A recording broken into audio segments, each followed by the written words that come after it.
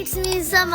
ഇന്ന് എൻ്റെ cousin നശ്വൻ്റെ സ്കൂളിലത്തെ annual day പ്രോഗ്രാമാണ്. അപ്പോൾ അത് കാണാൻ വന്നതാണ് ഞങ്ങൾ. അവിടെ കുറേ പ്രോഗ്രാമിനൊക്കെ ഉണ്ട്. പ്രോഗ്രാമൊക്കെ നല്ല അടിപൊളിയായിരുന്നു. ഞങ്ങൾ കുറേ എൻജോയ് ചെയ്തു.